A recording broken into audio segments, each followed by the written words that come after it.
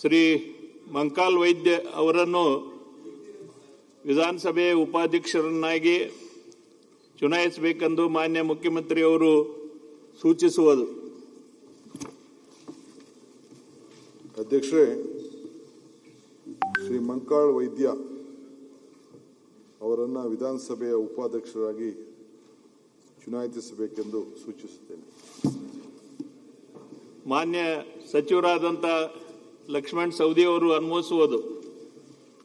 ಮಾನ್ಯ ಅಧ್ಯಕ್ಷರೇ, ಶ್ರೀ ಮಂಕಾಳ್ ವೈದ್ಯ ಅವರನ್ನು ವಿಧಾನಸಭೆಯ ಉಪಾಧ್ಯಕ್ಷರನ್ನಾಗಿ ಚುನಾಯಿಸಬೇಕೆಂದು ಮಾನ್ಯ ಮುಖ್ಯಮಂತ್ರಿಗಳು ಸೂಚಿಸಿರುವ ಪ್ರಸ್ತಾವನೆಯನ್ನು ಅನುಮೋದಿಸುತ್ತೇನೆ.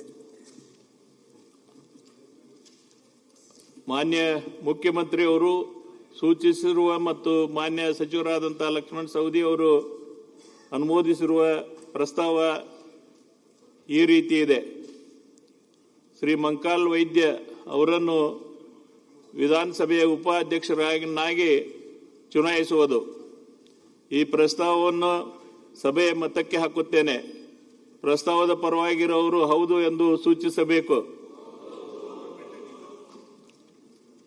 ಪ್ರಸ್ತಾವದ ವಿರೋಧವಾಗಿರುವವರು ಇಲ್ಲ ಎಂದು ಸೂಚಿಸಬೇಕು.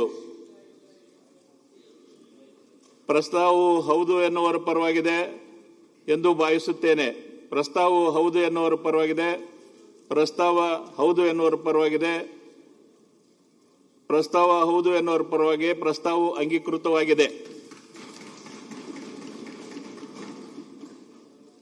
ಶ್ರೀಮಾನ್ಯ ವೈದ್ಯ ಅವರು ಮಂಕಾಲ್ ವೈದ್ಯ ಅವರು ಉಪಸಭಾ ಅಧ್ಯಕ್ಷರಾಗಿ ಸರ್ವಾನುಮತದಿಂದ ಆಯ್ಕೆಯಾಗಿರುತ್ತಾರೆ ಎಂದು ಈ ಮೂಲಕ ಘೋಷಿಸುತ್ತೇನೆ.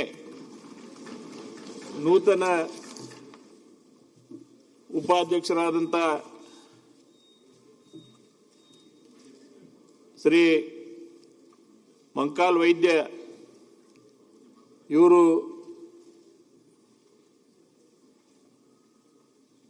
ಅವರನ್ನ ಆಯ್ಕೆ ಸಂದರ್ಭದಲ್ಲಿ ನಾವೆಲ್ಲ ಅಭಿನಂದಿಸುತ್ತಿರುವುದು ಕೇವಲ ಒಂದು ಹುದ್ದೆಯನ್ನಲ್ಲ, ಒಂದು ಅಪೂರ್ಣ ಬದುಕಿನ ಪಯಣವನ್ನು ಕರಾವಳಿಯ ಸಾಮಾನ್ಯ ಕುಟುಂಬದ ಹಿನ್ನೆಲೆಯಿಂದ ಬಂದಂಥ ಮೀನುಗಾರಿಕೆಯ ಬೆಲೆಯಿಂದ ವಿಧಾನಸಭೆ ಉಪಾಧ್ಯಕ್ಷ ಪೀಠವರೆಗೆ ಸಾಗಿದ ಶ್ರೀ ಮಂಕಾಳ್ ವೈದ್ಯ ಅವರು ಪಯಣ ಶ್ರಮಕ್ಕೆ ಎಂದಿಗೂ ಸೋಲಿಲ್ಲ ಎಂಬುದಕ್ಕೆ ಜೀವಂತ ಸಾಕ್ಷಿ. ಒಬ್ಬ ಹೋಟೆಲ್ ಉದ್ಯಮಿ ಮತ್ತು ಮೀನುಗಾರಿಕೆ ವ್ಯಾಪಾರವನ್ನು ಆರಂಭಿಸಿ ನೆಲ ಕಂಡುಕೊಂಡರೂ ಈ ಅನುಭವವೇ ಮುಂದೆ ಅವರನ್ನು ಜನಸಾಮಾನ್ಯರ ದನಿಯಾಗಿ ರೂಪಿಸಿತು. ಅವರನ್ನು ಮತ್ತೊಮ್ಮೆ ಈ ಸದನಕ್ಕೆ ಸ್ವಾಗತ ಮಾಡಿ ಅವರಿಗೆ ತಮ್ಮೆಲ್ಲರ ಪರವಾಗಿ ಮತ್ತು ವೈಯಕ್ತಿಕ ಅಭಿನಂದನೆಯನ್ನು ಈ ಸಂದರ್ಭದಲ್ಲಿ ಸಲ್ಲಿಸ್ತಾ ಇದ್ದೇನೆ.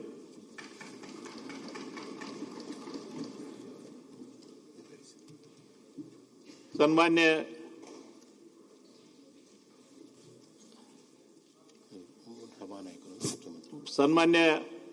ಸಭಾನಾಯಕರು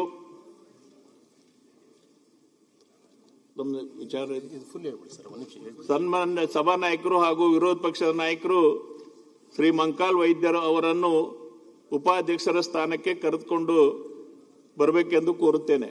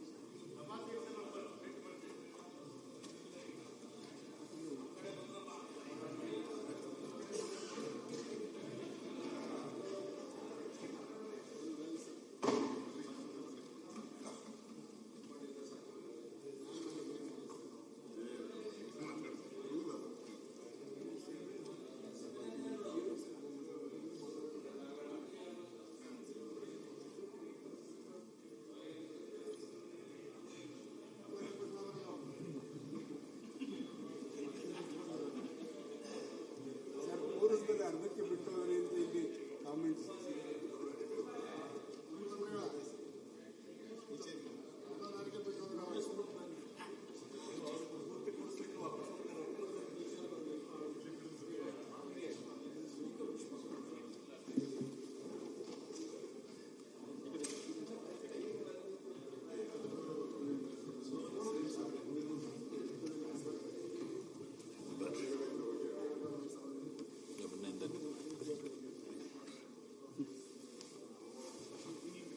ಇಬ್ಬರು ತೂಕವಾಗಿ ಇದ್ದೀವಿ.